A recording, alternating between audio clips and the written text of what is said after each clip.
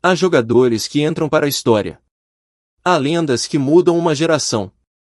E depois existe Lionel Messi, um homem que conseguiu fazer algo que parecia impossível. Enquanto o mundo discutia onde terminava o talento e começava o milagre, ele continuava a entrar em campo como se as leis do futebol simplesmente não se aplicassem a ele. Muitos dizem que um jogador tem um auge. Outros, se forem realmente especiais, conseguem manter um nível elevado durante alguns anos. Mas Messi fez algo completamente diferente. Reinou uma vez. Depois voltou a reinar. Caiu, levantou-se, reinventou-se e voltou a dominar. Não viveu apenas um grande momento. Viveu 4 eras diferentes, 4 versões de si próprio, 4 formas distintas de ser o melhor futebolista do planeta. E talvez seja precisamente isso que torna a sua história tão fascinante. Porque cada vez que alguém dizia que tinha chegado ao limite, ele mostrava que afinal ainda havia outro nível. No início da época de 2008, o Barcelona atravessava um dos momentos mais delicados da sua história recente. A equipa precisava de uma mudança profunda. Precisava de recuperar a identidade perdida. Muitos esperavam uma revolução feita com milhões, contratações sonantes e estrelas internacionais. Mas apareceu Pep Guardiola com uma ideia completamente diferente. Foi uma decisão corajosa. Ronaldinho, Deco e outras figuras importantes deixaram o clube. Parecia uma aposta demasiado arriscada. Como poderia uma equipa despedir alguns dos maiores nomes do balneário e continuar competitiva? A resposta tinha apenas um nome: Lionel Messi. Guardiola decidiu construir toda a equipa à volta daquele jovem argentino que já mostrava lampejos de gênio, mas que ainda estava longe de imaginar o impacto que teria na história do futebol. O começo nem sequer foi perfeito. O Barcelona perdeu diante do Numancia e surgiram imediatamente as dúvidas. Teria Guardiola cometido um erro? Seria demasiado inexperiente? Estaria Messi preparado para assumir tanta responsabilidade? Mas essas perguntas desapareceram rapidamente. Vitória atrás de vitória. 9 triunfos consecutivos. Mais de 20 jogos sem perder na Liga Espanhola. Enquanto os adeptos começavam a acreditar novamente, Messi espalhava magia por todos os relvados. Marcava. Assistia. Driblava. Inventava jogadas que pareciam impossíveis. Na Liga dos Campeões fazia exatamente o mesmo. 5 golos e 2 assistências nos primeiros encontros europeus. Tudo isto partindo da ala direita. Já era assustador. Mas Guardiola ainda escondia um segredo. Uma ideia que muitos consideravam loucura. Antes de um grande clássico frente ao Real Madrid, decidiu experimentar algo que acabaria por transformar completamente a forma como o futebol moderno era entendido. Messi deixou de ser apenas um extremo. Transformou-se numa falsa 9. Naquele instante nasceu uma das maiores revoluções táticas da história. Os defesas já não sabiam quem deviam marcar.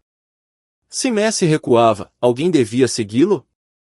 Se o perseguiam, abriam espaços enormes nas costas. Se não o faziam, ele recebia sozinho entre linhas e destruía toda a organização defensiva. Era um pesadelo impossível de resolver. O Barcelona tornou-se praticamente imparável. Conquistou a Liga. Conquistou a Taça. Conquistou a Liga dos Campeões. Conquistou tudo. O famoso triplete tornou-se realidade. Messi marcou dezenas de golos, fez inúmeras assistências e, mais importante do que qualquer estatística, tornou-se o cérebro de toda a equipa. Não era apenas quem finalizava. Era quem pensava. Quem criava. Quem decidia. Quem acelerava. Quem fazia o estádio levantar-se antes mesmo de acontecer alguma coisa. Os adeptos começavam a perceber que estavam a assistir a algo único. Cada toque na bola gerava expectativa. Cada arrancada fazia milhares de pessoas prenderem a respiração. Porque nunca se sabia qual seria a próxima obra de arte. No final dessa temporada, Messi ultrapassava pela primeira vez a barreira dos 30 golos. Parecia apenas o início. E realmente era. Na época seguinte, apesar de o Barcelona não repetir todos os títulos, Messi continuou a crescer. Alguns críticos diziam que desaparecia nos grandes jogos europeus. A resposta foi brutal. Frente ao Arsenal marcou 4 golos numa única noite. 4. Como se estivesse a responder diretamente a cada comentário, a cada dúvida e a cada crítica. Foi uma exibição que deixou o mundo inteiro sem palavras. A cada temporada parecia acrescentar algo novo ao seu jogo. Mais inteligência. Mais visão. Mais eficácia. Mais maturidade. Terminou a época com números absurdos. Quase 50 golos. Mais uma bola de ouro. Mas dentro do Barcelona ninguém estava satisfeito. Sabiam que podiam fazer ainda melhor. E foi exatamente isso que aconteceu. Chegou 2011. Para muitos, a melhor equipe de futebol alguma vez construída. Uma máquina perfeita. Uma orquestra onde cada jogador conhecia exatamente o momento certo para tocar na bola. O futebol transformou-se numa forma de arte. E, no centro dessa obra-prima, estava Messi. A falsa 9 já não era apenas uma inovação. Era uma arma devastadora. Messi aparecia em todo lado. Recebia no meio-campo. Construía ataques. Entrava na área. Finalizava. Assistia. Os adversários corriam atrás da bola durante minutos inteiros sem conseguir recuperá-la. Os treinadores rivais desesperavam. Mudavam sistemas. Inventavam marcações. Nada funcionava. Houve uma noite que simbolizou toda essa superioridade. Barcelona contra Real Madrid. 5-0. Um resultado que ficou gravado para sempre na memória dos adeptos. Curiosamente, Messi nem sequer marcou. Mas deu 2 assistências, desmontou completamente a defesa adversária e controlou o jogo como poucos jogadores conseguiram fazer na história. Às vezes não era preciso marcar para ser o melhor em campo. Bastava existir. O Barcelona dominava a posse de bola de uma forma quase inacreditável. Na final da Liga dos Campeões, frente ao Manchester United, deu-se uma das maiores demonstrações de superioridade coletiva alguma vez vistas. Os ingleses pareciam incapazes de competir. Os próprios jogadores reconheceram anos mais tarde que sentiram uma impotência total. Como se estivessem numa guerra sem armas. Enquanto isso, Messi continuava a colecionar golos. Ultrapassou pela primeira vez os 50 numa época. Quebrou recordes históricos do clube. Era derrubado constantemente porque essa parecia ser a única forma de o travar. Nem assim resultava. Mas havia ainda um nível acima. Chegou a temporada de 2011-2012. E aquilo que aconteceu continua a parecer ficção. 91 golos num único ano civil. 91. Há jogadores que sonham marcar isso durante toda a carreira. Messi conseguiu fazê-lo em apenas 12 meses. 5 golos frente ao Bayer Leverkusen. Hat-tricks sucessivos. Jogos em que marcava 2, 3 ou 4 golos como se fosse absolutamente normal. Os números deixaram de fazer sentido. As comparações também. Parecia um videojogo. Mas era realidade. 4 bolas de ouro consecutivas. O melhor jogador do planeta sem qualquer discussão. E, no entanto, surgiram novas críticas. Haveria quem dissesse que Messi era apenas produto do sistema de Guardiola. Que sem aquele treinador não conseguiria repetir o mesmo nível. Pouco depois Guardiola saiu. O Barcelona começou lentamente a perder aquela perfeição. Os títulos europeus deixaram de aparecer com a mesma frequência. As dúvidas regressaram.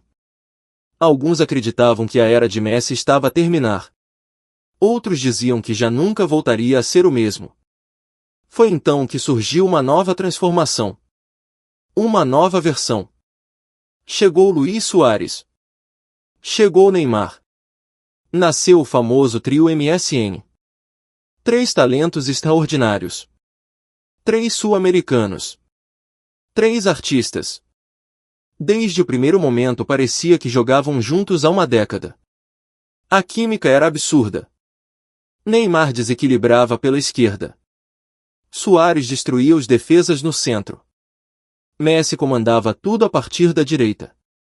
As equipas rivais simplesmente não conseguiam sobreviver. Se marcavam Messi, Neymar aparecia. Se fechavam Neymar, Suárez decidia. Se tentavam controlar os três, acabavam completamente desorganizadas.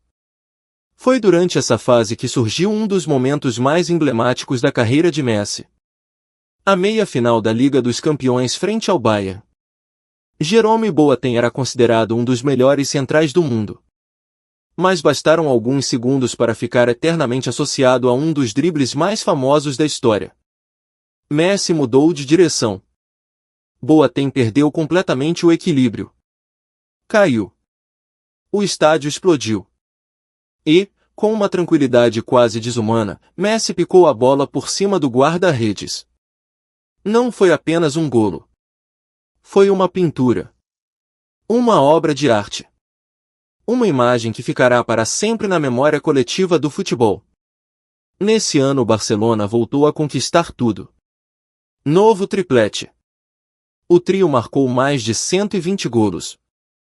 Messi voltou a apresentar números inacreditáveis. Mas havia algo diferente. Já não era apenas um goleador. Criava oportunidades como nunca.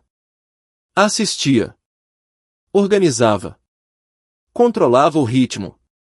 Era simultaneamente maestro e finalizador. Mesmo assim continuavam as perguntas. Será que conseguia vencer sozinho? Será que dependia sempre de grandes companheiros? A resposta chegaria alguns anos depois. A realidade no Barcelona mudou completamente. Xavi saiu. Iniesta também. Neymar partiu para Paris. Suárez começou lentamente a perder fulgor. A equipa deixou de ser dominante.